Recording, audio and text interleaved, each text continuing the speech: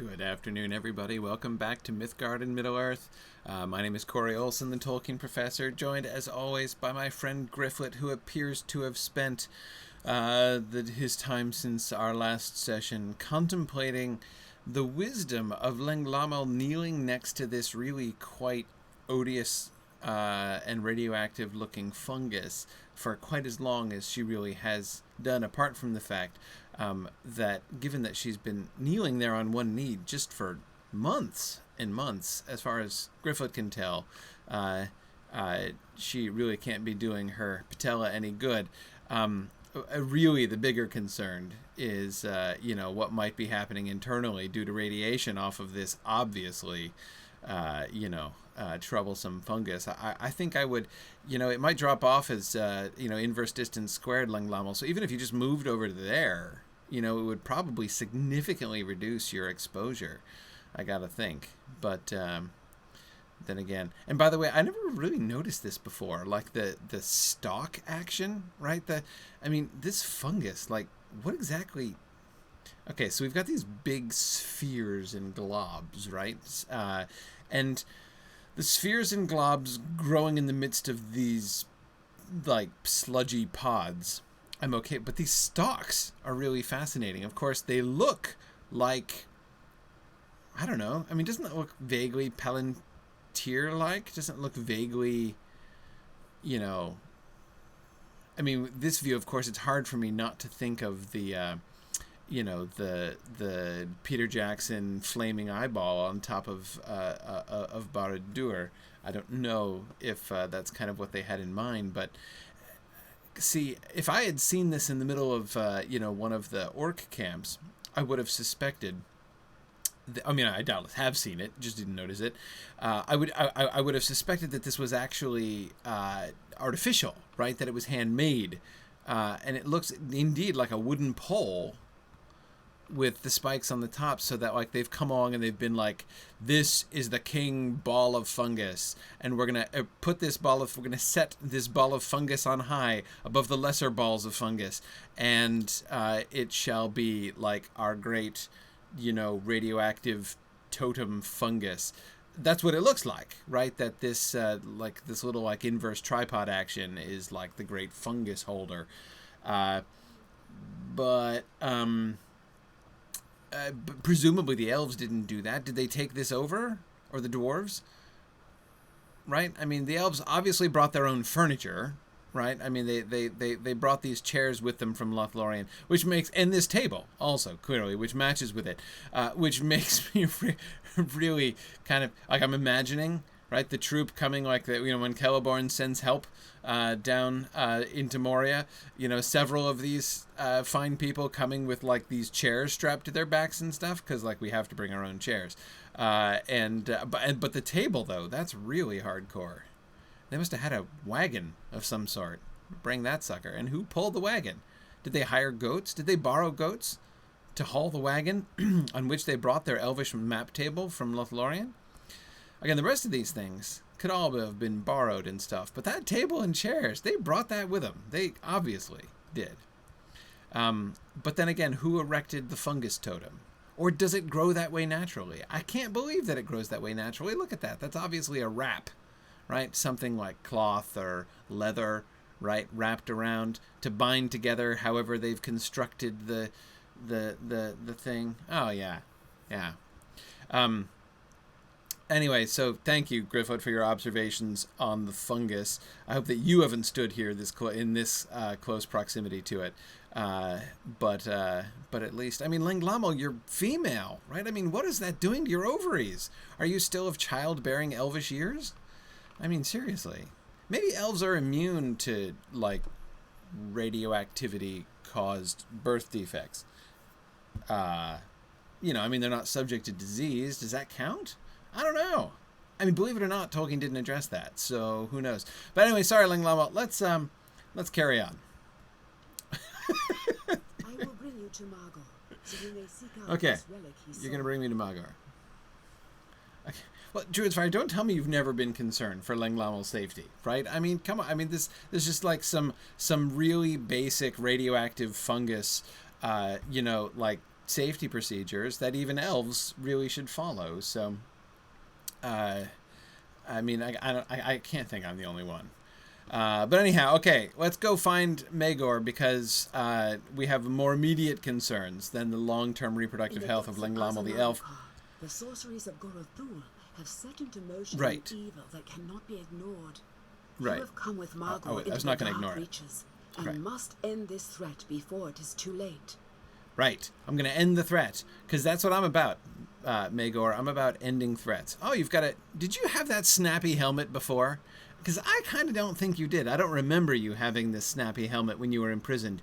You look like you're fully geared up. Because, you know, you were in jail before, so presumably if you had any snappy gear, they probably confiscated it. But now you have these cunning boots with the slit down the front, right? I mean, that's kind of cool. And your helmet making you really look like you mean business, right? Jauntily only carrying, what, half a dozen arrows in your quiver? Because you're like, who needs more than that, right? There's nothing I can't kill in 6 shots. So it's a good look, Maegor. I like it. Okay, here we are, where once we came before. Yeah, I noticed that too. The deepest reaches of Azanarukar. I always have a hard time pronouncing that. I have come here often since we first met. Really, this has become your hangout, right? Right. I was thinking you were thinking building a summer home here, were you, Maegor? Let's see. First met, though better equipped than on that adventure. You know, Maegor, I was just noticing that. You look great. The Lady of the Wood has given me a great elf stone, and many things have fled before its light. Okay. All right, good. We should be cautious as there were Regmill here before, you're right? And I saw them carrying an artifact of great evil. Right, the Gorthul, the lure thing, yeah. You don't see them now, but they are surely not far. Let us proceed, friends, and see what lies before us is in Azanarukar. Okay. Hey, there's only one of me, but I'm right behind you, man. You're going to show me. The only hope of the elf stone given you by way to Galadriel will be enough to preserve our strength. Me too. Hey, I've got inspiration, though. I'm not afraid of anything. Uh-oh. Where have the Regmill gone? Are these those 2 brothers that I beat up? I think they are. I think this is where they were. Yeah, I think they've gone back to wherever they came from, because I pound... Oh. A Kyrog lies in wait. It's the form of Grobelun. Yeah, I'm going to let you tank him. How does that sound? Well, I probably have to keep you alive, don't I? Yeah, I'm supposed to defend you? So probably letting you tank is actually really not the, like...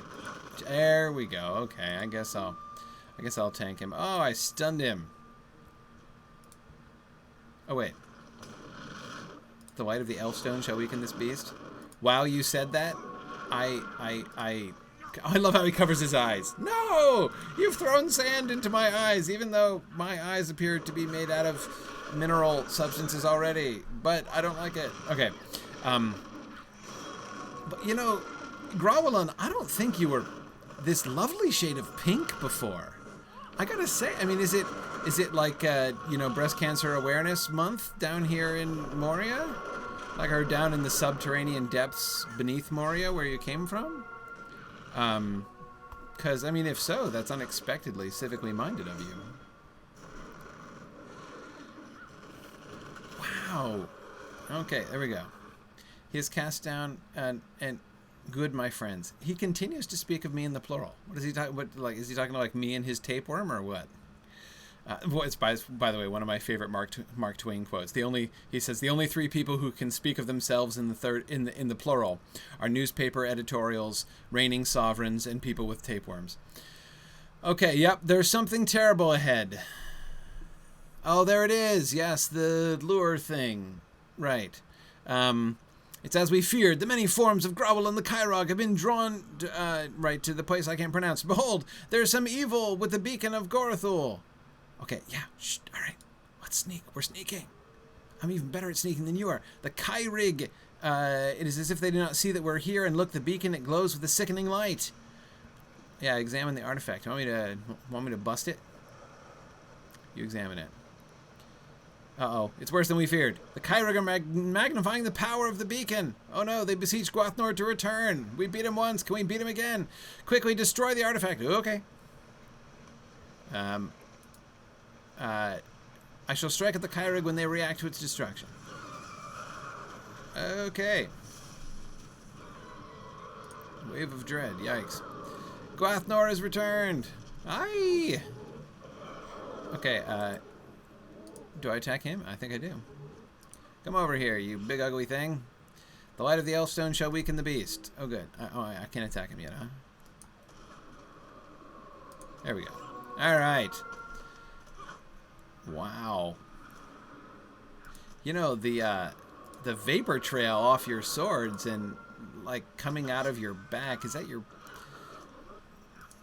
personal fragrance or what? Anyway, looks really lovely. It really does. Okay. Oh, that was easy. Wait, which defeat the forms of Grovelon. Okay. This one? All of them? Just this one. Okay. Is he going to get back up again? I suspect he is. Hi. Yeah, I'll be stabbing you in the back. Oh, dear. Okay, so you're red. The other one was pink. That's good. So are they color-coded? Are the Grovelon, I mean, are they like Power Rangers or something? Hopefully they're not like, you know, it's not like a Voltron situation or something. I wouldn't think so, though. Gwathnor, I mean, he's right there. Uh-oh. Uh-oh. Glowing with a purple radiance. Or sort of pinkish purple. There we are. Okay. Oh, now you're flaming. Look at that. Oh, my goodness. That's cool. Flee before the... Okay, right. You're elf-stoning him. Good job. Okay, so yeah, I gotta stop using my skills while you're still doing your, you know, in the name of the lady business there. Alright, Gwathnor. You have a lot of morale points, but I am just absolutely trashing you. Okay. Oh, uh-oh. His strength is driven from him and what is placed into the underlings. I thought they were summoning him up. They have this like, ooh, another pink one. This one's even pinker than the other one. This guy's really gone all out for Breast Cancer Awareness Month. My goodness.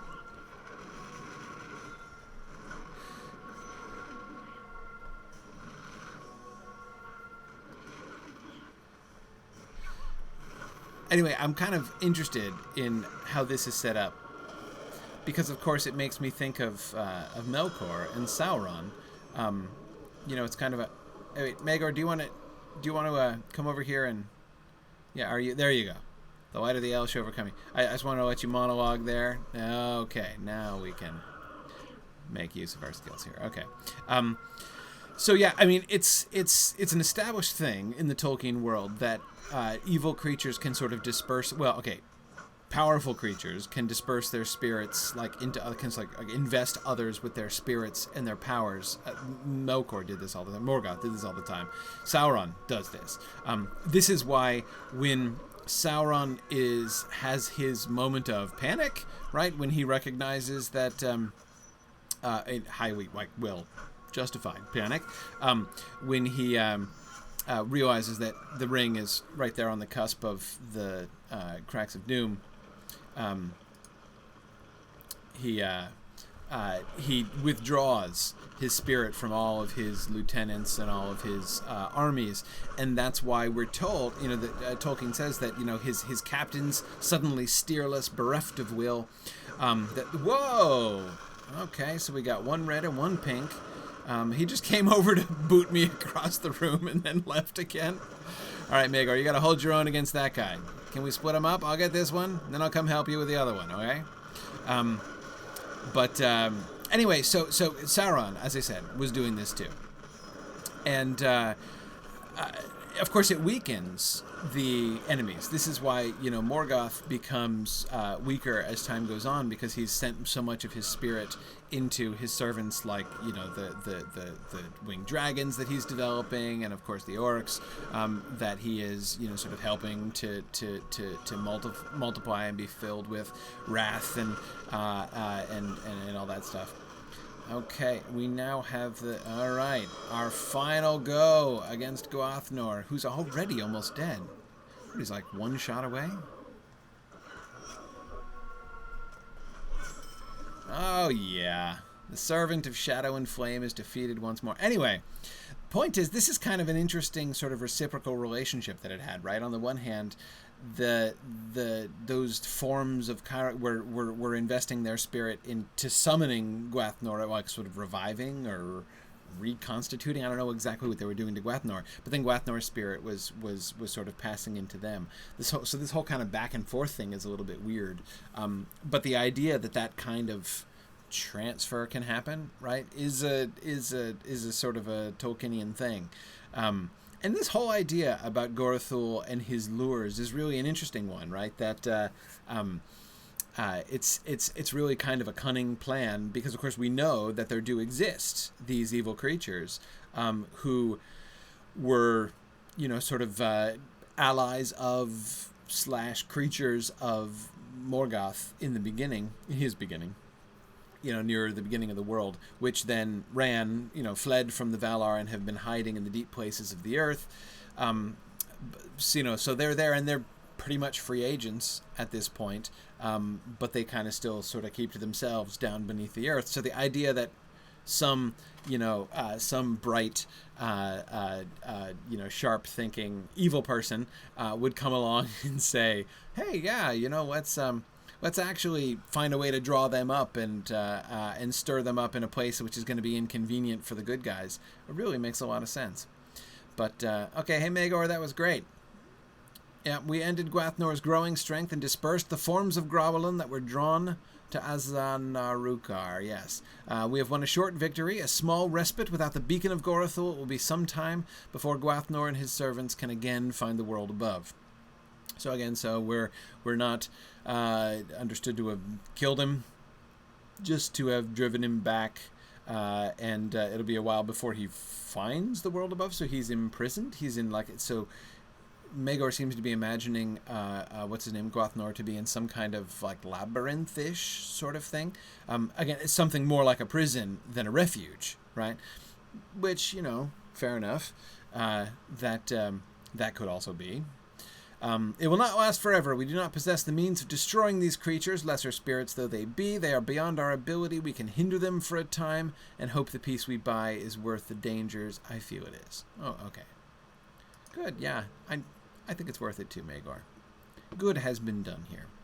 I am ready to leave. There's nothing to hold us here. We should return to the upper levels where the air is clean. I thought you liked it down here. From the great heights to movie. the deepest depths. Right. You sought for and destroyed the relics of Gorothul. I did. Delaying for a time his designs on Moria. That's right. Now all our eyes must look forward, across the shadowed forest of Mirkwood, to where the hosts of the enemy gather their strength. Yeah, that's right. That's right. We are going to Mirkwood. Yeah, I want to go to Dol Guldur. So I'm in the... Oh, yeah, okay. Hailing Lamal... No, you're still... Never mind. You have sent Gwathmor and Growlin formless into the depths. Yep. And not a moment too soon. I agree. Yeah. Yeah, it was inconvenient. I cannot say if this is the last of the relics left by Gorothul and Moria, but we have bought some time at least. As long as Gorothul remains alive, so too does the danger that he may create more such beacons, once again drawing forth Gwathmor or Growlin, and next time we may not find them before they achieve their full level of power. You must go now to Haldir on the flat outside the Golden Wood. Tell him that the dwarves of the Iron Garrison have agreed to bring Mazog to Mirkwood on an indirect route that will not pass through Lothlorien as requested. Tell him, too, that the expedition of the Golden Host must occur with as much haste as can be arranged. Too great a delay, and we may find ourselves hemmed between Dol Guldur on one side and Gwathmor and Growlin reborn on the other. Right. Nobody wants that. So let's head out to Dol Guldur. Right away, that'll be great. Okay, let's see. What do we have here? Where did I... It's somewhere in Lothlorien. Let's do that. Okay.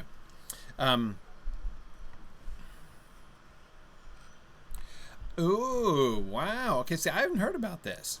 All right, so this is the... I'm getting a question here from Elvanui, who's... Oh, right, here's where we are.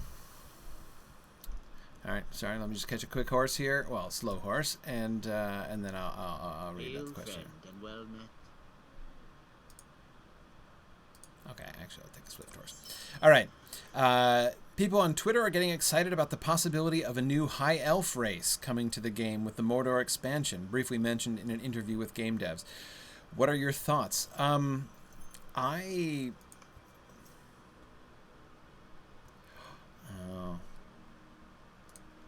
sorry, I have to resist the temptation of the orc filth. I mean, who doesn't, right? I mean, as soon as you see orc filth, you're probably just as tempted to pick it up as I am. But,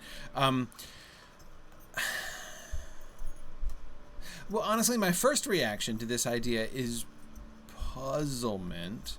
Let me see if I can think this through here. Okay, so a new playable race called High Elves.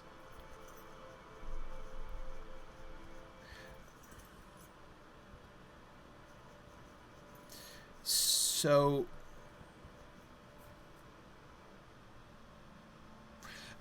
I mean, which means Noldor, right? I mean, when we talk about High Elves, right, the phrase High Elves refers to what in the Silmarillion are called the Calaquendi, right? The Elves of the Light, the elves that have been to Valinor. In other words, it's Noldor who haven't returned back over the sea. That's it. Okay, yeah, no, that's it. Those are the only Calaquendi that are still in Middle-earth. I guess so here's why I'm puzzled. There are two reasons why I'm puzzled. Reason number one, how there just aren't that many of them. Noldor, that is. I mean, they're not totally unknown. As, for instance, when we meet Gildor, right? Gildor is an exile, as he calls himself, right? He's one of the Noldors. Listen to me, he's one of the Noldor.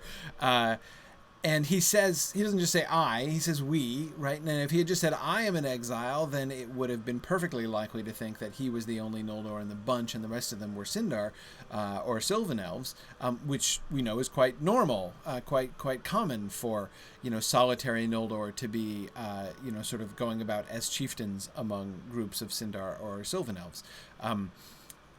But, I mean, that's where, like, Legolas's dad got his job, basically. He's a Sindar, not a Noldor himself, but he's a Sindar among Sylvan Elves.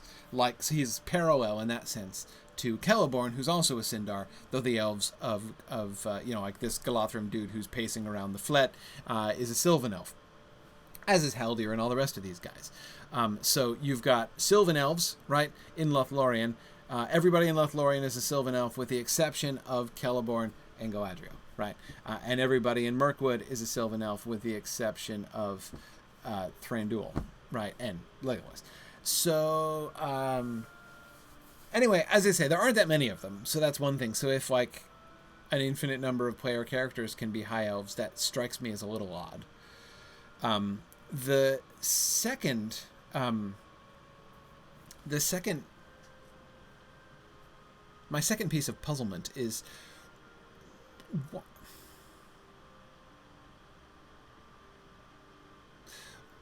why?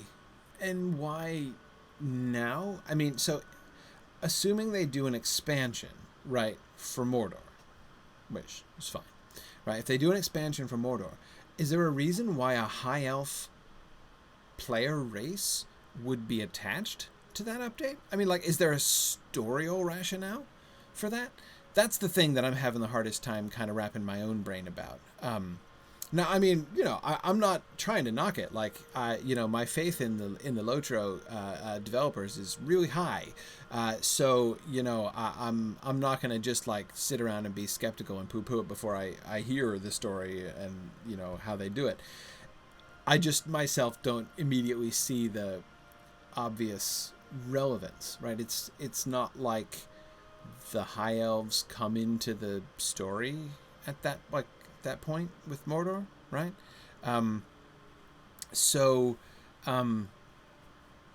Yeah. I don't know. It does seem to me a little bit. I can't.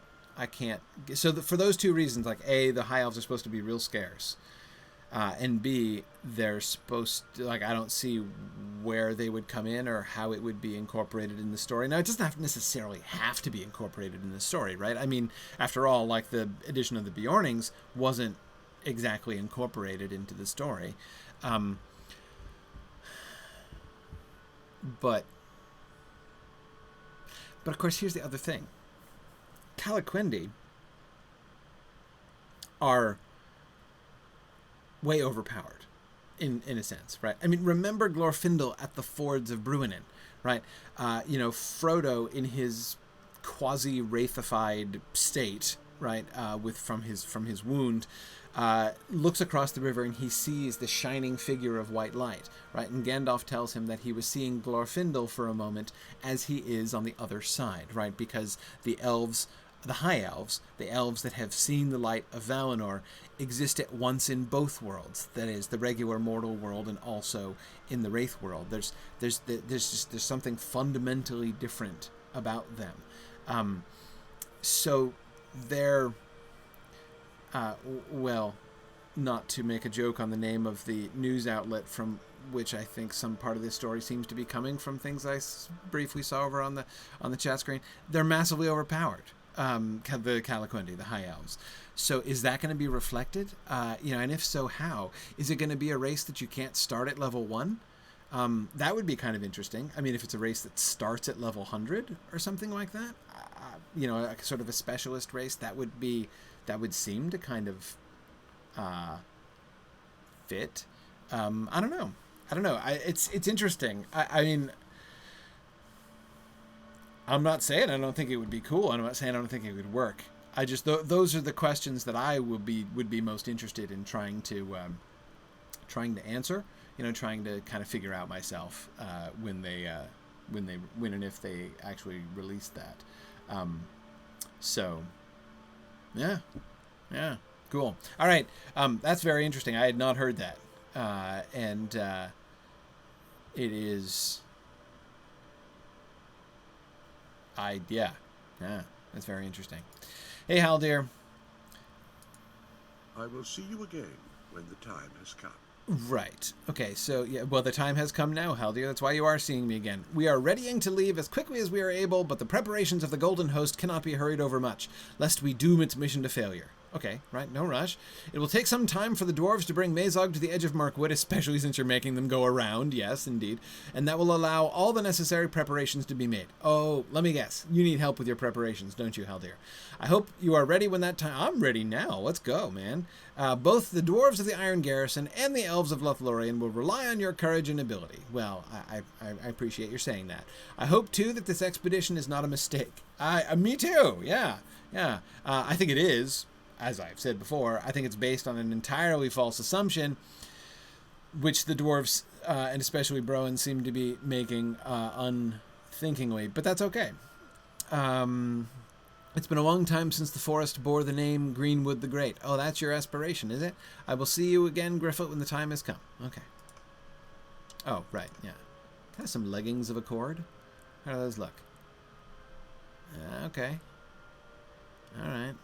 A little bit less agility, a little bit less most things, but okay. Because I think I got a bunch of accord stuff, don't I? Don't I have like gloves of accord? Yeah, yes I do. Let's equip those and those. And didn't I get another accord thing? The helmet? Is that a helmet of accord? Yes it is. Okay, that's what I'm talking about. All right. Okay. All right, Haldir. Was that it? Book. We're finally on book 9? Is that where we are? Did I just finish book 8? Finished book 8 and didn't even notice?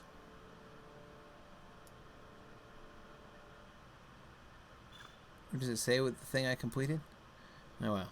Okay. It's taken a great while, but at last the preparations are complete. Oh! What? Haldir? Are you saying you're not going to send me out on errands?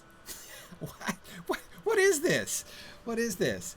I mean, wow, I guess the elves are an advanced culture and they don't even need my help running around and filing things. And I was ready to file and sort again. I've got experience, right? I mean, ask the Dunedain of not Ered Luin, of Evendim, right? I mean, I'm good at it. Okay. The Melethrim, the golden host of Lothlorien, are now ready to cross the river Anduin and assail the forces of Dol Guldur. Okay. You don't know yet the specifics of the plan, friend burglar, but it seems the Golden Host is to have two objectives. To bring battle to the enemy in Dol Guldur at a time of our choosing, before he can attack the woods of Lothlorien in force. And to exchange Mazog, the prisoner of the Iron Garrison, for the captives in the dungeons of Dol Guldur. Okay, so we're doing a preemptive strike at Dol Guldur. That's bold, man. I like it.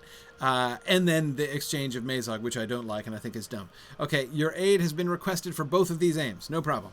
Go now to Imlad Lalaith on the shores of the Anduin and speak to Braiglin there. He will recount to you details of each plan. Okay, we'll do that. Very good. Okay. Excellent.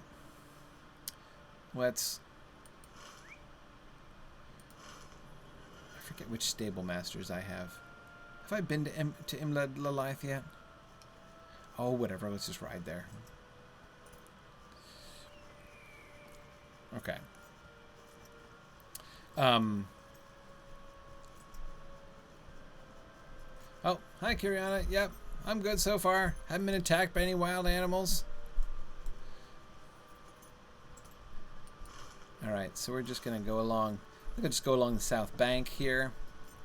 That'll be fine. No, I've been to Karen Amroth. I can't even remember if Griflet has been to Imlad Lalaith, but in any case, we'll head down this way. Okay, so another question. Fruka asks, humans, elves, and dwarves have a king. What about hobbits? Do they have a king? They do not have a king.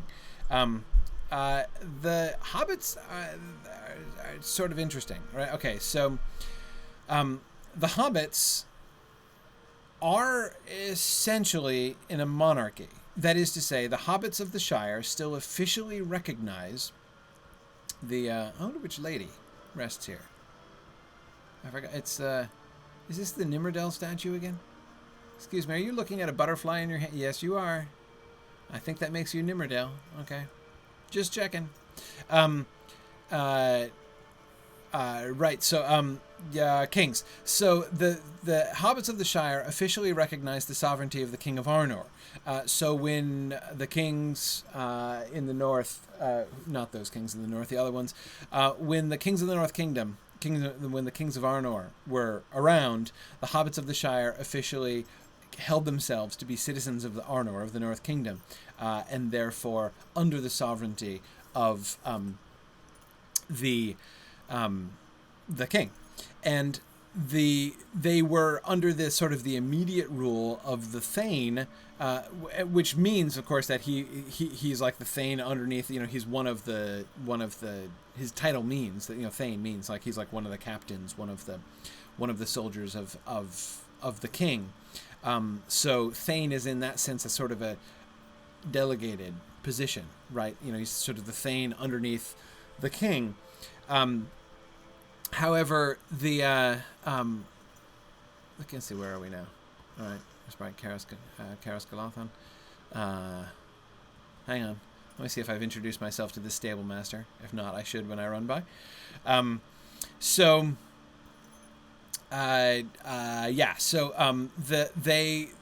don't have their own king because, again, because they recognize the sovereignty of the King of Arnor, and still retain that loyalty, even though the king is gone and has been gone for some time. So basically, in the years after the Kingdom of Arnor fell, I want to go back over here so I can stop by the other. As long as I'm opening stable masters, might as well do them all.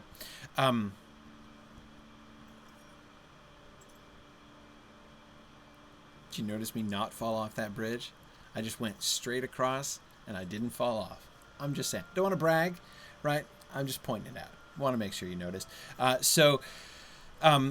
they, as I said, okay, so they still recognize the king, and the Thane was therefore the official sort of position of authority. But over time, the authority of the Thane, the practical authority of the Thane, waned. That is to say, the Thane ceased to have any actual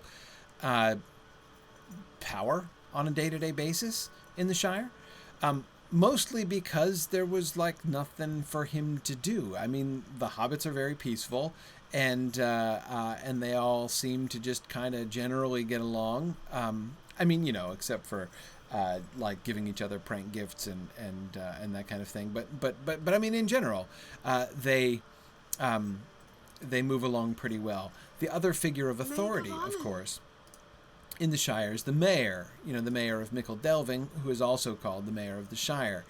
And that's an elected position. So the hobbits have this sort of dual system where there's an official hereditary Thane, and they also have an elected official, the mayor. And the mayor's job is to preside at feasts, right? There's really not that much else that the mayor does, right? He doesn't kind of rule exactly. Oh, it's the drunken elves.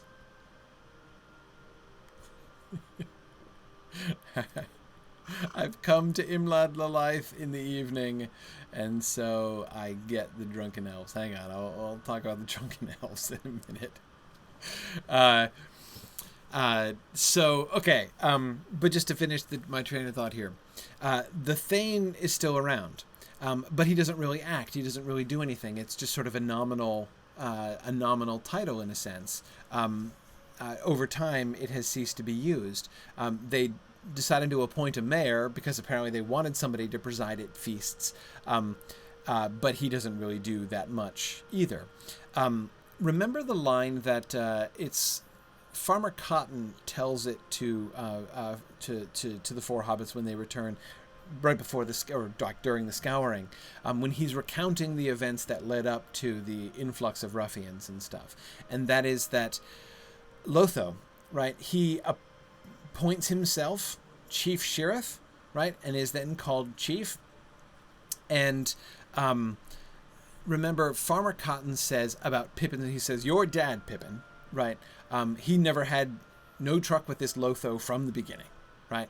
And he says, and this is the line that I think is especially interesting when thinking about the political situation of the Shire. He says, if anybody's going to play the chief at this time of day, it's going to be the right Thane of the Shire and not some upstart, right? So you can see how that plays in, right? You know, he's saying, okay, look, dude, Lotho, we have an official political structure here, right? If you're suggesting that there needs to be stronger, firmer, more centralized leadership of the Shire, we have it, right? And if that's what needs to, right? If somebody's going to play the chief at this time of day, right? If at this stage in like Shire culture we feel that we need, a monarch figure, it ain't going to be you, right? It's going to be there's still a Thane, and it's kind of me, and I'm not going to have this, right? I'm not going to have some upstart appointing himself chief. So we have basically this sort of third pole arising, right? The mayor and the Thane, who have always apparently sort of lived in harmony, right? There's never been any conflict between the elected mayor and the hereditary Thane. But when Lotho arrives in the middle as this chief, right, he threatens both. Indeed, he disregards the Thane and he throws the mayor into prison, right? So indeed, he tries to supplant the entire order itself. So the Shire is interesting. You know, they don't recognize a lord. They don't really recognize a lord or king of their own. They don't need to even really follow a central leader most of the time. The predominant government structure of the Shire is anarchy. Just everybody kind of taking care of their own business, basically, is pretty much how it works. It's kind of a clan-based thing too. I mean, that is, we know that the the heads of the family, each of the families in the Shire has a head of the family, which who has a fair amount of authority over the rest of the family. So the Took may or may not be, obeyed by hobbits across the Shire, but he will be obeyed by the Tooks, right? That's something that will definitely happen, and that's true of others, of the Boffins and the Bolgers, and there will be somebody who is the head of that family. So in a sense, that's really on a practical basis, like if you've got a grievance, right, and you've got to take it to somebody, if it's within the family, it would be to the head of your family that you take it. If it's, between two families, maybe it goes to the mayor, maybe it goes to the Thane. There doesn't really seem to be we don't know that there are courts, right? We know there are solicitors, who do things like run auctions and help draft wills, but we don't know that there are barristers, right? That there are courtroom attorneys. I don't know that we get courtroom drama in the Shire. I can't think offhand of any evidence on that question. But anyway, I seem to have a quest for you. Oh, I'm supposed to give you flowers. What brings you to Lorien? Yeah. Hey, you're welcome. Okay. Right. I totally forgot I was supposed to bring you flowers. So, let's see. Whom am I talking to? I can't even remember. Oh, right. The person in the gazebo. Okay. All right. Excuse me, people. Pardon me.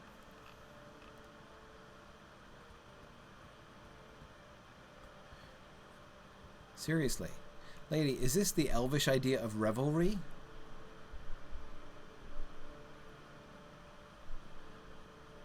Well, this lady looks like a really morose drunk, I have to say. The rest of them look a little more cheerful. I mean, look at them dancing over there. Oh, man.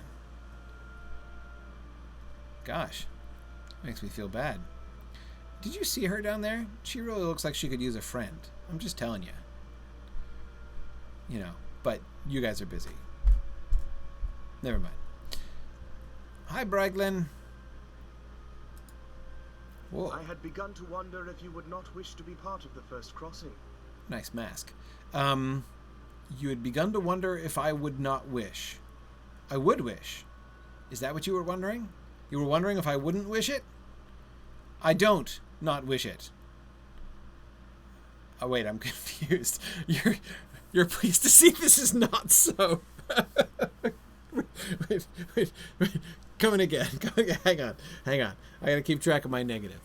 This makes me long for Middle English. Of course, as those of you who have taken Middle English know, in Middle English, double negatives are much easier because when you use more negatives, it's like if you use a double negative in Middle English, it just makes your statement twice as negative as it would have been before. So if you say like I don't not wish to go, that just means like I do not times 2 wish to go. I super really don't want it. And it's really simpler. So you just use them as intensifiers. So you can use like 3, 4 negatives, and it's much cooler. But anyway, okay, let's. I'll keep. So I see you, the River Anduin. Yes, I do see it. If I start staring at it, I'm going to stare at it for a long time because I find it completely mesmerizing. But it is a very large river immediately behind you. So I did in fact spot it. Is that a little jab at my non-elvish senses? Okay, its currents are strong, though this be a calm enough place to cross, and once we land on the far shore, we will need to be ready for anything. The landing may be uneventful, but then it may be tumultuous indeed. It will be up to Fuirgam on the other side of Anduin to ensure that all goes smoothly as it may. Once we are secure on the beaches, I will arrange for a second crossing to bring the company that will escort our prisoner to Dol Guldur. Are you ready to travel upon the first boats across? Speak with Kalingoth down at the docks if you are ready. Okay. I will do that. Hey, cheer up, lady. It's okay. It's okay.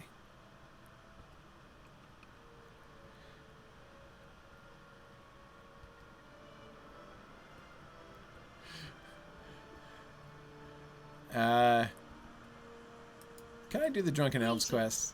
If you have a moment, Nah. I have need of No, your I don't want to assistance. meditate. I want to talk to Drunken Elves. Hail, stranger. If you are rested, I have a request of you. But maybe I don't have time to speak to Drunken Elves. I'll just listen to them. So, this is where I have to figure out which elves are drunk and which ones are not drunk, and you're supposed to, like, chide the elves that are drunk. You know, supposed to scold them and stuff to, like, show a little more decorum. And so you have to just be able to tell by the things that they say whether they're drunk or sober. I think this is a real song. Let's see what's. I don't know if I can blend in. I'm not as good a dancer as you guys. Some of the things they say. Let's see. The light of the lanterns brings hope against the gloom of the coming darkness. Galahir is an artist. That seems sober enough. Ice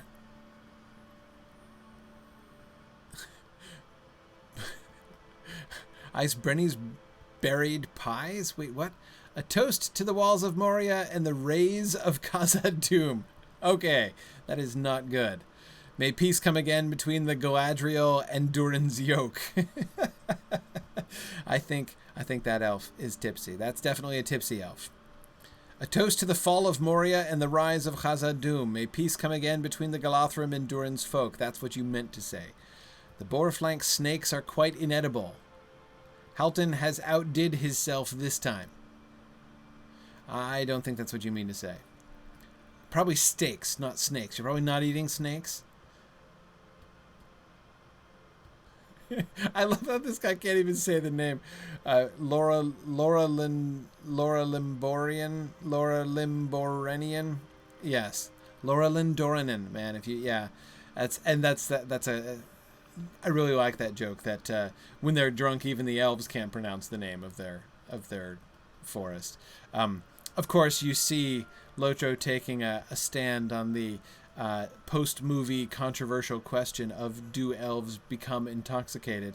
The answer, of course, is yes. I never liked that part of the Lord of the Rings movie. When Legolas and Gimli have their drinking contest and Legolas is like totally immune to alcohol. It always seemed to me a little bit. Oh wait, where's Kalangoth? It always seemed to me not only silly but short-sighted, as indeed the drunkenness of elves, indeed the drunkenness of Mirkwood elves, is a plot feature in the story. Of course, the steward. Where is he?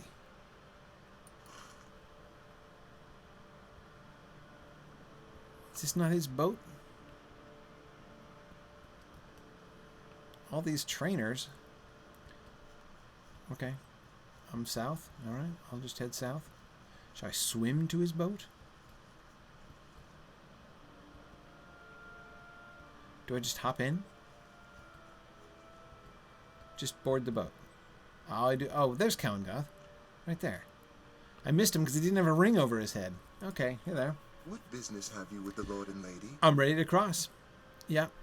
All right, let's go. I'll be the first hobbit off the boat. All right, here we are. I love the leaves. Right? The floor carpeted by years worth of fallen leaves. Oh, that's great. Okay, so I'm supposed to talk to whom? Fuirgam. Here he is. All right, Fuirgam. I'm supposed to... Oh, yeah, we're lining up. Okay. I'm lining up. Here we are. Oh, this is the captain roll call? Do I get to stand in the front row? Hey, sorry, can I interrupt? Will you lend me your ear? Yeah. Okay, there are a pair of orc fortifications defending the banks of the Anduin. One which they call Durburstag lies immediately to our north, the other Falug a bit further to the south. One of our first objectives here is to eliminate these two fortifications. Okay. Which ones do I have to do? I mean, you know, my completionist soul wants to do all the quests, but I don't actually have time to do absolutely everything. Okay. One of our first objectives here is to eliminate these two fortifications so that our landing... Right. I need you to bolster our forces. Right, okay, bolster. Choose one of them to assault. Right? No, I can't be in two places at once. Take its gate and hold it for as long as you can. We will send reinforcements as soon as possible. Okay. Take the gate of an... So do I have to do all the forward quests? Is that the story? I was told to help him, so presumably. Will you lend me your ear? Okay, the battle is well underway, but time is not on our side, and we must hasten the defeat of our foe by any means. The orcs and goblins here in the Murk-Eves are driven by Uruk warlords who drive them into battle. Without these strong leaders to threaten and lead them into the battle, the rest will fall aside in disarray and fear our strength.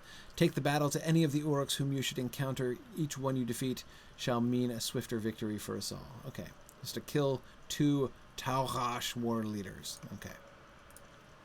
And... Mind my words, traveler. Okay. The battle goes well, but the orcs in the nearby fortresses are proving tenacious. It seems they have also laid in supplies for a prolonged siege, should it come to that, but we cannot afford to be tied down here for so long, or the might of Dol Guldur shall push us back into the Anduin.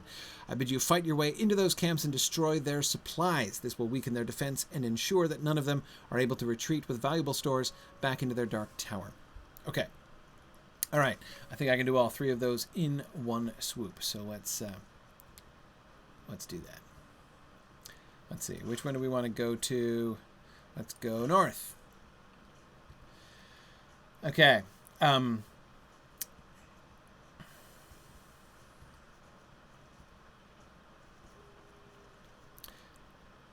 See, thinking about the drunk elves business, right? It seems to me, frankly, as if let's see. Right? Okay.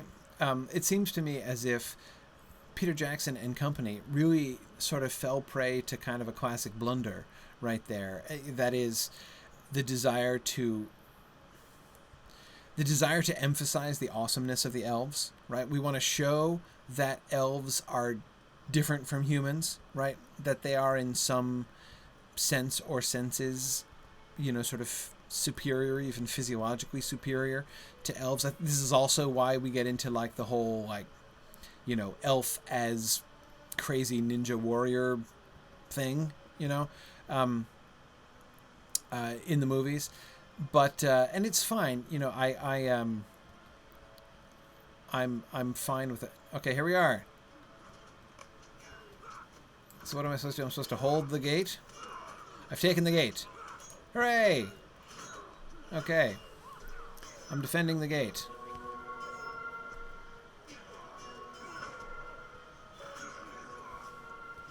I should say we. Weird. Who are you fighting over here? A goblin? I don't know if that counts even as defending the gate. Okay. I'm in the gate. Wait. Hey. Don't attack this guy. Oh, you guys are warriors. Excuse me, could you point me to your ward leaders? That would be handy. I need to kill a few of them. A couple. Just 2. Was that a ward leader? No, it's a rider. Never mind.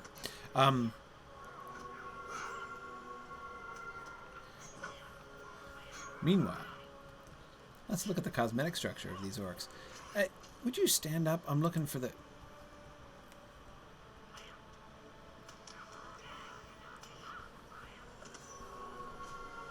Hey, get back to the gate. We got to defend it.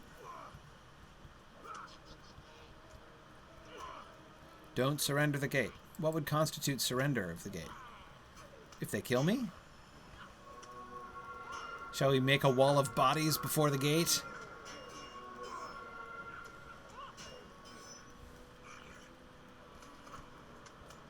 Are they still after this goblin hurler? Come on, boy. Guys, focus. We're defending the gates. Let's see. Ah, you're going with the whole one shoulder defense, huh? Right? Well, at least it's on your left shoulder, right? So you're anticipating that, like, but you'd be surprised if I was like, but I am not right-handed, right? So you're assuming, right, that your enemies are going to be chiefly right-handed, which is rash, frankly. But, you know, I guess you play the averages. So is that a battle standard? I think it is. That's not a weapon. Okay, I've only got 41 more seconds in which not to surrender the gate. Which is good, I guess.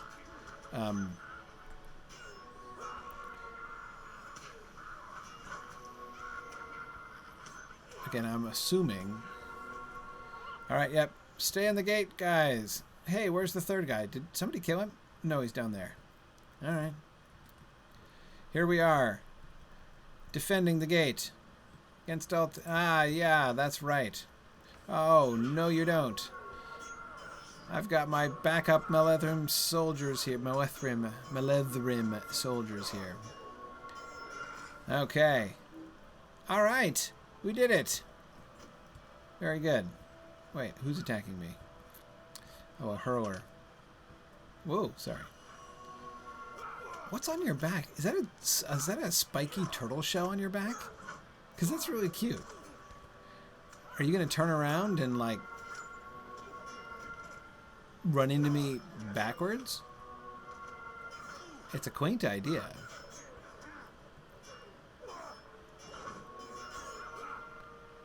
All right. You guys got this. I gotta look around for war leaders and supplies. Can I get over this way? No, I can't. All right. Fine. Okay. I am sneaking. Okay, here we go. Into the... There we go. Got some supply crates going on here. All right. How many do I need to destroy? 8. Okay. Haha.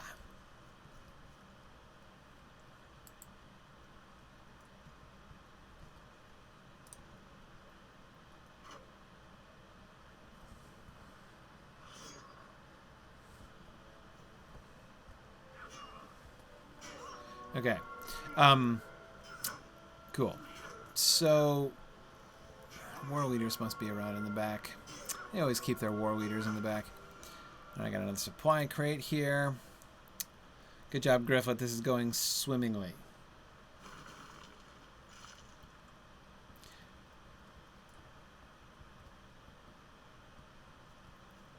Are there even 8 supply crates in here? Where are the rest of your supply crates? Why would they set this up?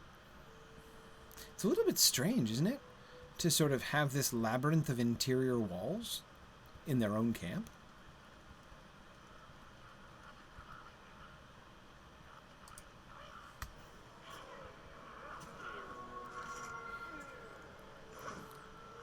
I mean, that's pretty inconvenient, really. I mean, if you were expecting, I guess, to be attacked, you could use them as choke points or something, but it just seems a little strange. Okay. No problem. 3 and 4. Still met war leader number 1, however. Oh, there's another supply crate over here.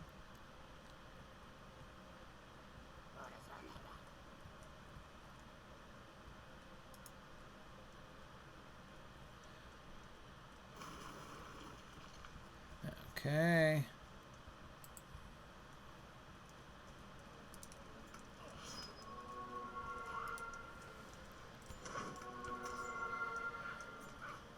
All right.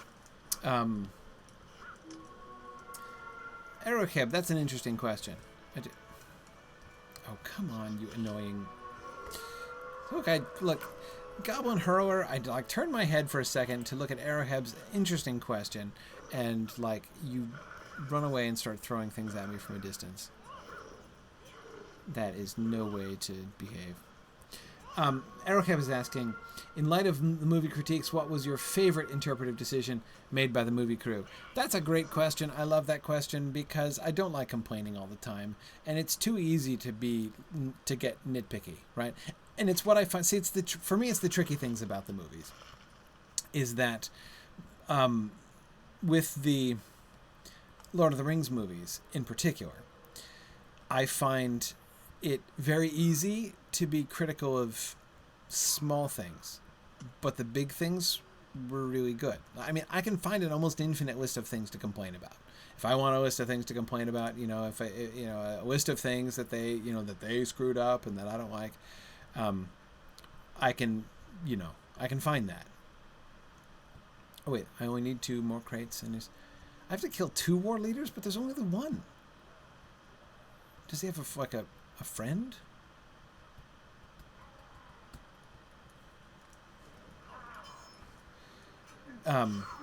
Anyway, yeah. So, like I said, it's possible to nitpick almost indefinitely, and I can always find things that I dislike when I look down at details. When I'm really zoomed in and focused in, there's lots of things that I think lots of ways in which they depart, not only just from the letter, but from the spirit of the text. But when I think about the big picture, when I think about, the overall sort of theme and story of the films, when I kind of just sit back and watch the films as a whole, I think they're really good. I mean, I think they're certainly good movies, and that they, in general, do a really good job. It's just, do I just have to wait for him to respawn? I guess that'd be the easiest thing to do. We'll just hang out here. He'll respawn eventually. But anyway, okay. My favorite interpretive decision. Well, this is a little bit of a cop-out, perhaps. But I guess the main thing that I would say, the number one thing I always say, and have always said, the thing that I think that, there he is, that didn't take him long at all. The thing that I think they've always done well is the visuals. John Howe and Alan Lee were brilliant in the planning process of those films, and it was brilliant to bring them in to do those films. In particular, I would point to the landscapes. I think that the landscapes and scenery, I very distinctly remember being in the theater, for the first time. And, whenever they would sort of go to a new place, I would just be like, it's perfect. This is just perfect. And it's, for me, that's sort of the hardest thing to get. You can nitpick details and, dislike individual things, but to me, the way that they,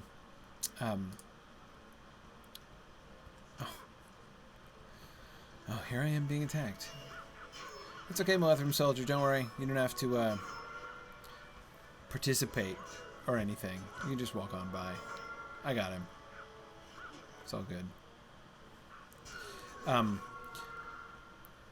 So anyway, yeah, I just so many of the sets, so many of the scenes, like them when we see Rivendell when we see the Shire, right, for the first time, and the hill, when we see Bag End, right, when we see Rivendell, just like the Valley of Rivendell, even when we see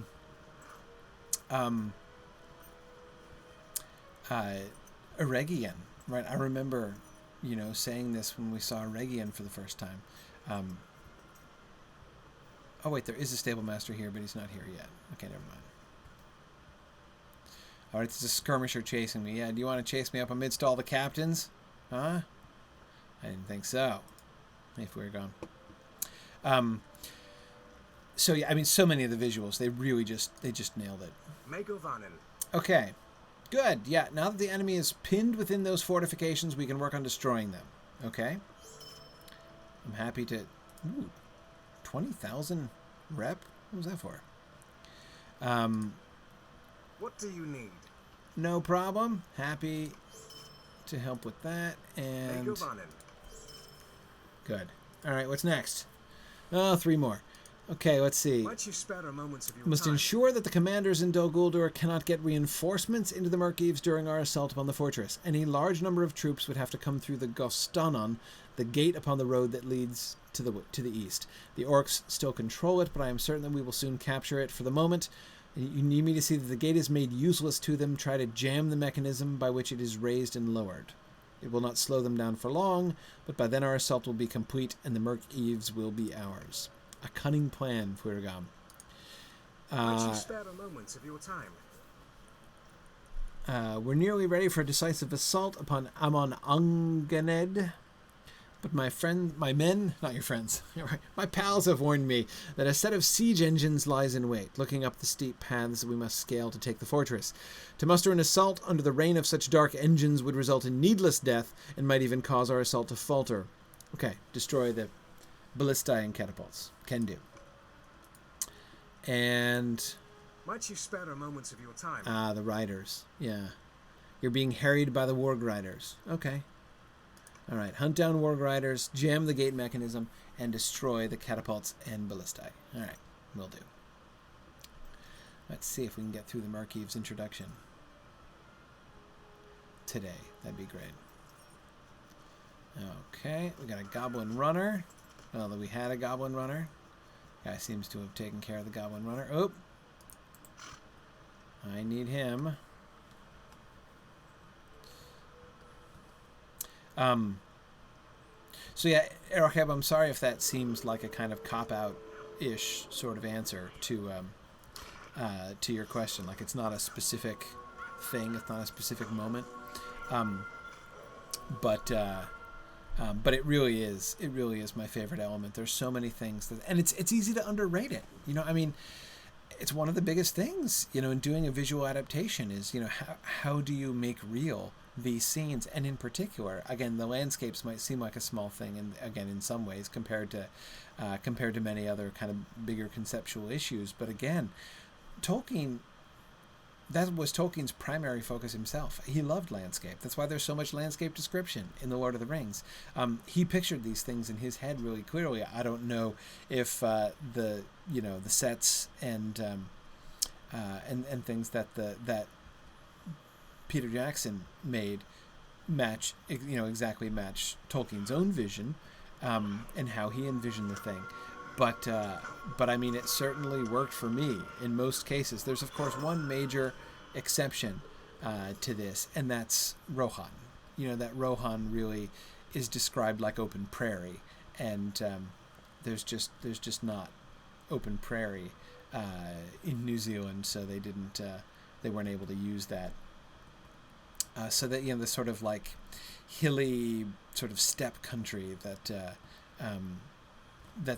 they filmed the Rohan stuff in doesn't really fit my vision, my own internal vision of Rohan. But again, apart from that, really they did very well. Okay, I'm supposed to jam this mechanism, but I'm afraid that means that I'm going to have to get rid of you, sir.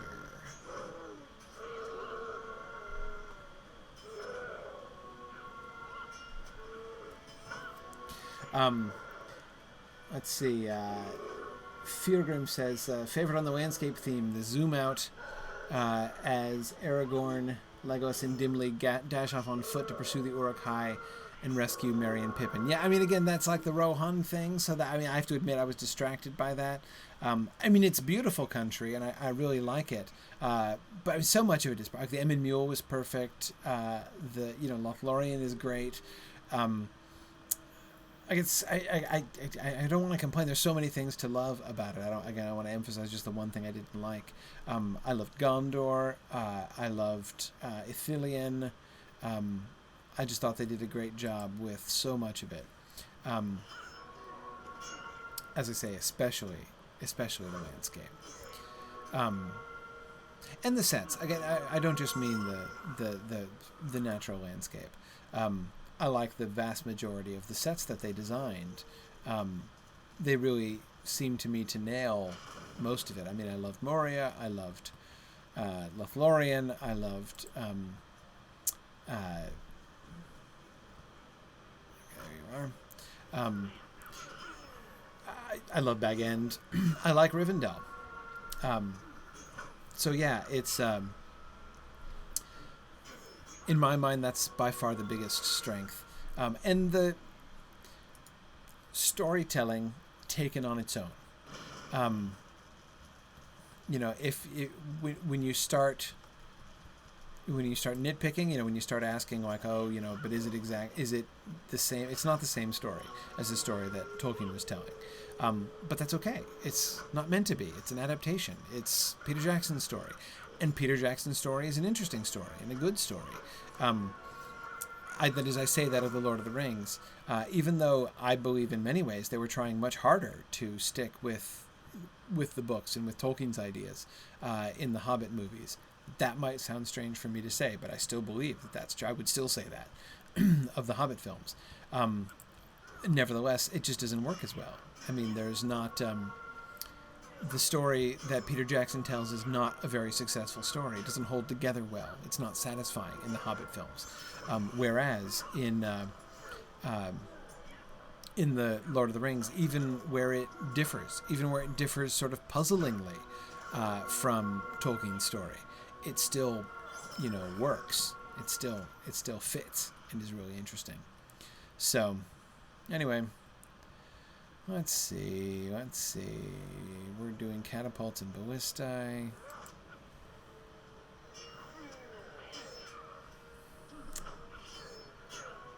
There are a few of the riders here in the camp. That's handy.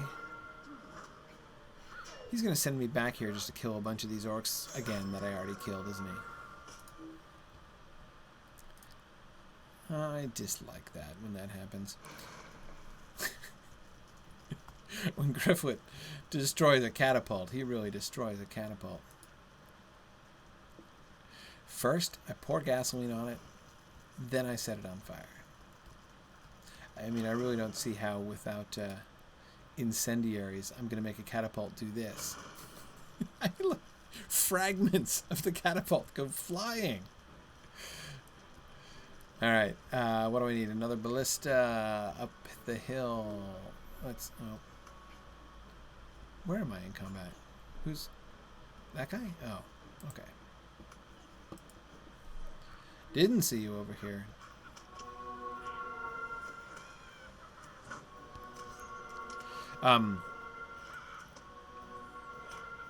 Yeah. So I'm trying to think. I'm trying to think of episodes. I'm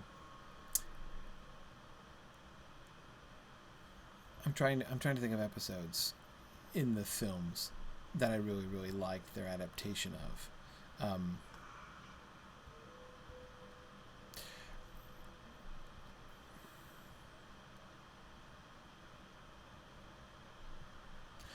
I liked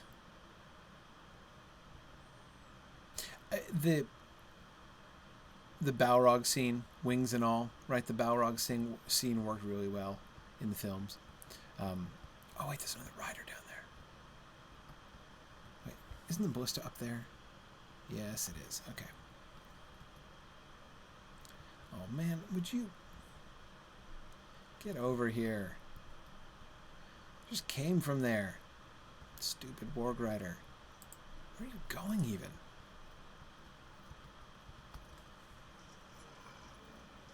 Okay. In general, I like the Chamber of Mizarbo scene. I mean, I don't mind long action sequences, so it was okay. But the way they handled the "we cannot get out" thing, I thought worked pretty well, and I generally liked it.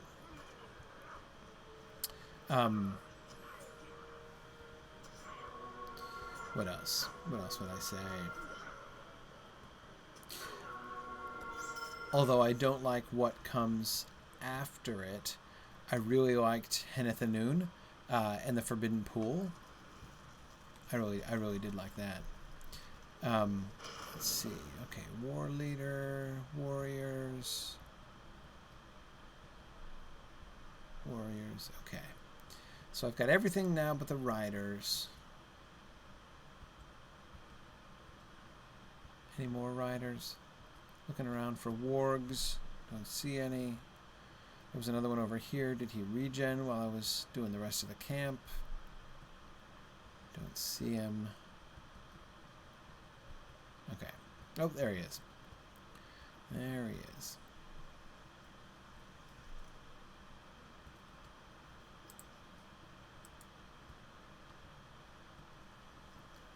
Come on, there you go. Thank you for walking right past my ambush spot. That was very thoughtful. I saw... Oh. Uh-oh. Okay. Sorry, I accidentally hit auto target, which makes me distinctly seasick. Okay. I was distracted from the final blows against that rider there for a second. Yeah. So I think that's... I hope that's enough of an answer to the question. You know, the question, can I say positive things about the films? I totally can say positive things about the films. Yeah, all right. So, right, I need 3 more Warg Riders. Getting close to time, but I think I can find 3 more Warg Riders. But you're probably, what's his name? Fuirgam is probably going to send me on a 3rd round of quests, I'm guessing, which I'll probably have to put off till next time. All right, well, while I'm hunting for Warg Riders, let me give an update on sort of where we are in the Exploring the Lord of the Rings class. We had another really fun session on Tuesday when we actually did finish Chapter 1, right? So now after 3 weeks of study, we're done with the first chapter. So this is pretty much the pace I was expecting to be maintaining. I don't expect to speed up very soon. There'll be some chapters that we'll probably do in under 3 weeks. But this really is not in any way an unusual approach. So it was great fun. We did so what we did on Tuesday, of course, was to go through the scene between Gandalf and Bilbo as Bilbo was giving up the ring, and that was really fun. I'd never really looked at that scene so closely before. Oh, I passed you. Excuse me. Yeah. So that was good. Next week, what this means, we're actually going to move to Chapter 2. And we're going to be on the Gladden server as well. So this will be my first trip to Gladden, which I'm looking forward to. So we're going to be on Gladden. We're going to talk about Chapter 2. And I think what I'm going to focus on is the stuff, especially in the early part of the chapter, when we sort of get to see like the next generation, essentially, of Shire hobbits and their own thoughts and attitudes. I'm really interested in that progression. I love the fact that we get this. I love the fact that we get this generational thing, right, with Sandyman and the Gaffer in Chapter 1, right, in the conversation they have in the Ivy Bush, and then Sam Gamgee and Ted Sandyman having their debate in the Green Dragon down in Bywater in Chapter 2. And the parallel between those two is to me really interesting, and it really shows you both the similarities and the differences between how things were, previously in the old days, right, like Bilbo's days, and then how things have changed in the Shire in the last 17 years, right, since Bilbo's unexpected party.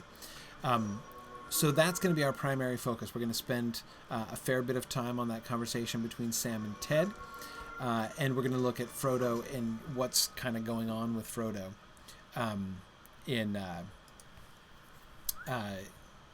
in those years after Bilbo leaves, where he sort of gets to and why he gets there before his conversation with Gandalf. We probably won't do much of the conversation between Gandalf and Frodo, where he actually tells him the story and tells him about the ring and all that. But that will probably start the next time. Yeah, it's going to take at least 3 weeks to get through Chapter 2, no question. Mego Vanel. Okay, no problem. Yep, jammed the gates. Check. Destroyed the engines explosively. Check. And What can I do for you? got the riders. Check. Stay Okay, a wait. moment.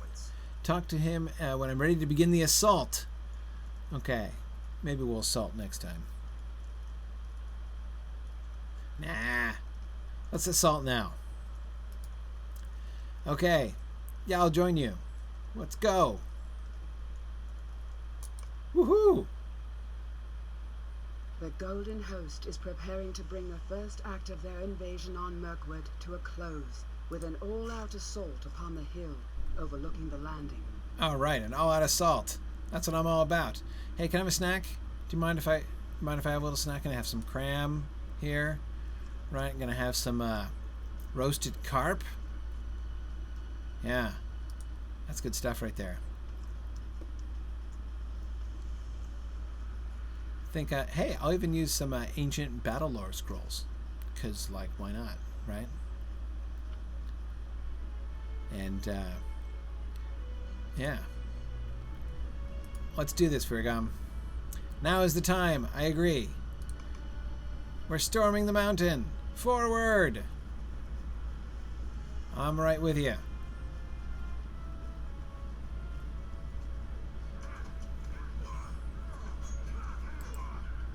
Alright, I will come and attack the archers from behind. That seems like a likely thing for my burglarious self to undertake.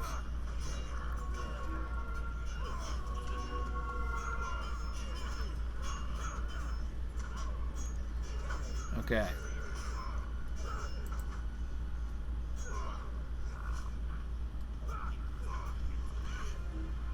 Okay, Fuirga must survive. Wrong way, guys. Uphill is this way. Okay, that's good.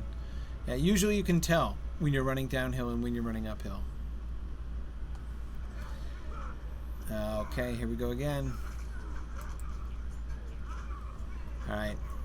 I got your back here, Fuirgam.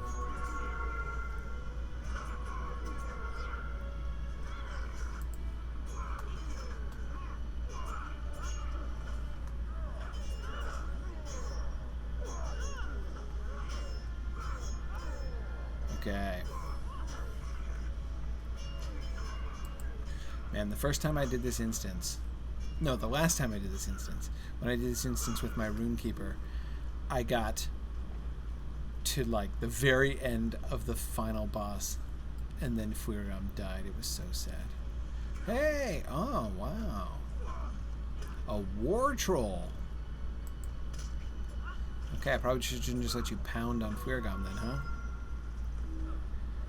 Oof. So have you pound on me instead.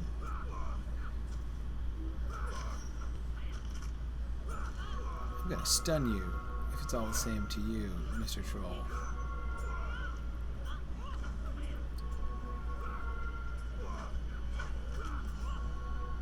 That's right, don't hold back, guys, over there.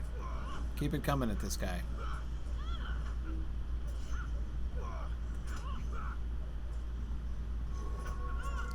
Okay.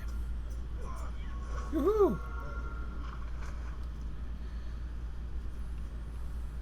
Okay, so this hill is like a strategic position, right? Overlooking the... Clear the courtyard! Let none escape our wrath. Wait, that's what we're doing here? We're just, like, exercising our wrath? We're venting? This is wrath venting?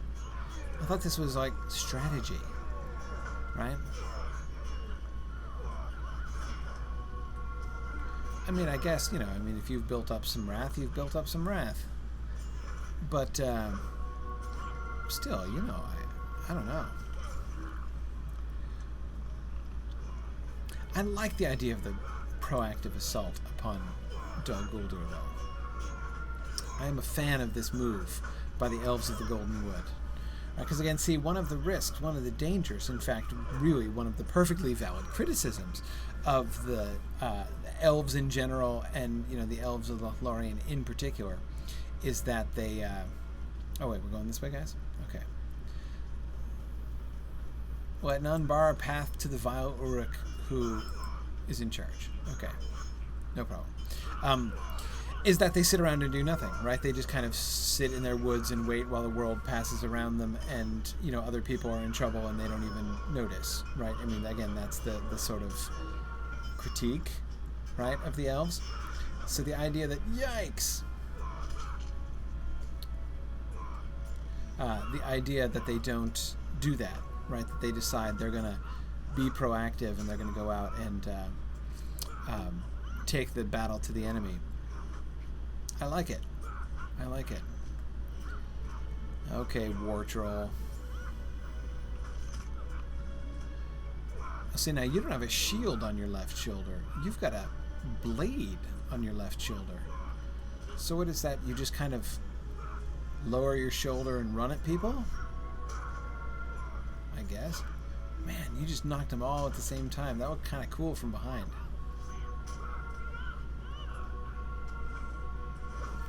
Okay. Nice work there. Alright, so where do we go next? We go around this way, right? Up the stairs. How's everybody doing? Doing okay? Alright, good. I'm just going to have a little morale potion, if that's okay.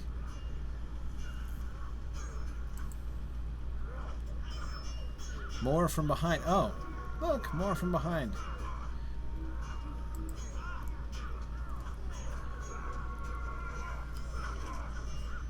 Okay, I think the boss is right over there.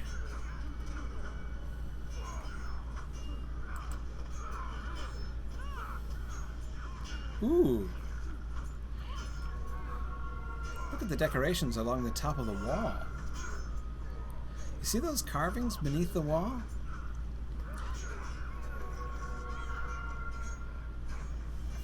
What does that suggest? Hang on. Orc, we're going to attack you from this side so I can... Never mind. Hey, wait, no. Up here. The boss is this way. There we go. Charge!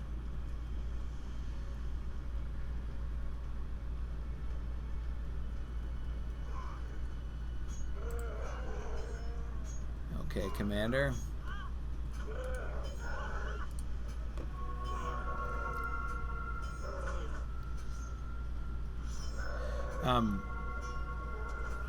So is that the Iron Crown? I mean, it looks like the Crown of the North, doesn't it? Like the Crown of Angmar? Is that the symbol of Dol Guldur? This crowny action here.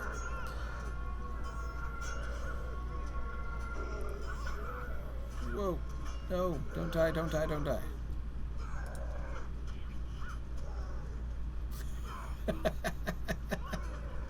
Come on, Moethrin, beat him up. Don't make me hide in plain sight. Okay. Whew. That was close.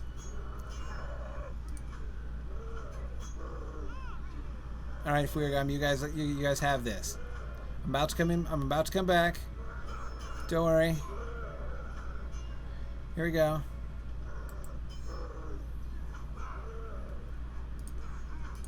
Boom, take him down.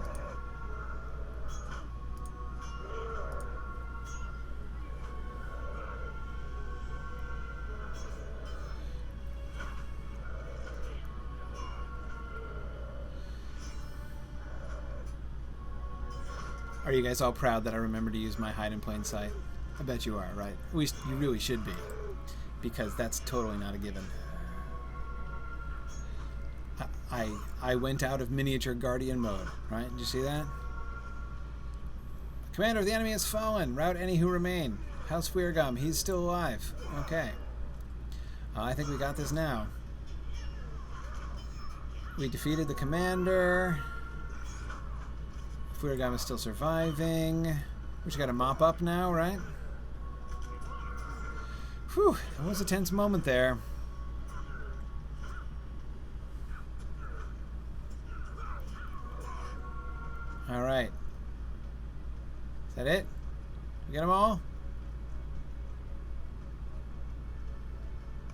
Hooray!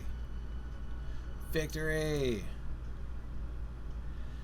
Okay, with the fall of this cur, the orcs are broken and no strength of theirs can stay our advance until we stand athwart the gates of Dol Guldur itself. That's right. We're coming for Dol Guldur.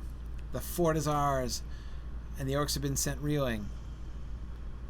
Now we must make haste to claim the roads that lie between the Murkeves and the Necromancer's dark abode. I plan to make base amongst the ancient ruins of Eminloom, Grifflet. Okay, sounds good. May fate bring us together there again, for the days ahead shall be consumed with tumult and pain ere we reach our final goal. Okay, right, I agree. We're in a hurry, but can we look around for a minute first? I mean, with that, who built this fortress, do you think? And this is an orc construction, obviously, right? I mean, the masonry is too neat for that, clearly. But see, this is what I'm talking about. These iron blade crown, this iron blade crown device, right? Which is everywhere. Here you can see it in better light. Right? What's up with this? What is that? Doesn't it look like a crown? That's a crown, right? It's a mean-looking crown. It's a pointy, bladed iron crown thing. Is this a symbol of Dol Guldur? Was this fortress made by the servants of Dol Guldur? I mean, it suggests so. Look at that. I mean, the keystone of the gateway, of the arch of the gate, right, has that carving or version of it on there. Is it a Mirkwood symbol? Oh, yeah, like every stone of the arch, indeed, has that set on it. So this is clearly not just a fortress that was taken over by the orcs, right, or by the bad guys. This was constructed by the bad guys, but more importantly, this banner. What is up with this banner? It's obviously an orc banner, right? You can tell on account of the skull, right? But it's a tree. It's a dead tree. More interestingly, with a full root system. So the Targash are apparently loosely translates to the clan of the well-rooted winter tree or something. I mean, this tree is unhealthy, right? So this is, I guess, a Mirkwood-based clan, and so we have a blasted, blackened tree, which looks as if the shadows of Mirkwood itself were choking it. But it's the root system that, I mean, it's appealingly symmetrical, right? The bare branch system up above and the root system underneath. But notice the detail. We've got like grass growing around this tree, right? There's like shrubberies. You rarely see orc banners with shrubberies in them. But here we are. I mean, like, they can't even draw straight lines around the edge of their banners, but they can do the grass, right, beneath the tree, and the complicated root systems. Anyway, that's really interesting. I've never seen, have we ever seen? I don't think we've ever seen any tribe of orcs take a tree to be their symbol, right? I mean, we've seen, like, wolves or bears, like various sort of carnivorous creatures. We've seen them have themselves, right, as their totems, like their own faces and wargs and things like that. But I don't think we've ever seen trees. But of course, Taurchash is obviously not, does not translate to anything involving trees. As of course, we all should be able to recognize one of the elements of that name, Hash, of course, which we know in the Black Speech means fire. It's one of the very few words of the Black Speech that's actually translated in the Lord of the Rings, so we all should know that. And of course, there's no fire unless Tower isn't Tower forest? It's the burned forest, right? That's probably it. So their banner is a tree that's been burned, right? So the flames have passed over it, and there it is bare. I like it.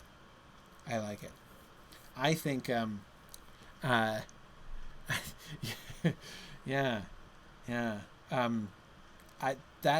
That must be it. I like it. All right, Fuergam, I'm ready to travel now. I had to look around, had to check out the banner. You understand. All right, Alfirimbles.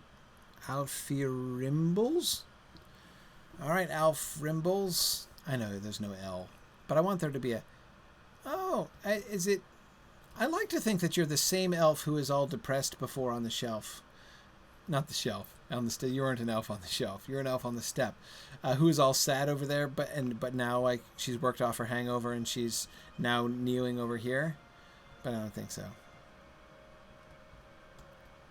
But it's another kneeling elf. But at least this one has the sense not to kneel near any radioactive fungus. All right, Alphirimbes. Alphirimbes. Alphir. It's got to be you got to pronounce that symbol. It can't be like Alphirim. Yeah, it's got to be Rimbes. Rimbes. Alphirimbes. For good or ill, okay. We now have no choice but to embark upon this journey. Well, you're second guessing Lord Kellenborn? Okay. Thanks in no small part to my efforts, right? Your advance upon Dol Guldur has been only lightly impeded. Yeah, it was no problem. There's much to be done before we reach the enemy, right? Gird yourself well. I'm girded. For the blackest of terrors yet stand before us. Gird yourself well. Does that mean I should get another cosmetic outfit? Whoa, look, I leveled up. The Golden Host is ready now to begin the passage into Mirkwood. That's right. We sure are. You've made the crossing and expelled the orcs, so it was Malethrim D-Day today, and we are all set. And you're still hoping it's not a mistake. We have made the landing, but now the second party must cross. Okay. Alright, so I gotta go over and get Mazog. Alright. I will go see to the preparations necessary. Alright, so here we are in the Murkeeves, ready to take off and head over there. Hey, Cowangoth, yeah, I'm gonna go back over and next week I'll have to do this, right? We'll have to pick this up next time. So we'll wait here at the docks. So is this a...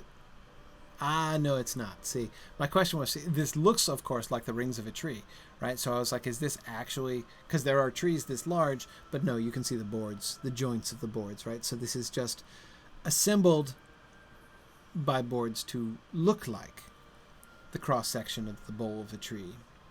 B-O-L-E, not bole of a tree. Good. Nice. All right. So Grifflet is gonna stand in the bullseye here, and he's gonna wait for next time. Look at the blinding sun coming up over Mirkwood. All right. Thanks everybody for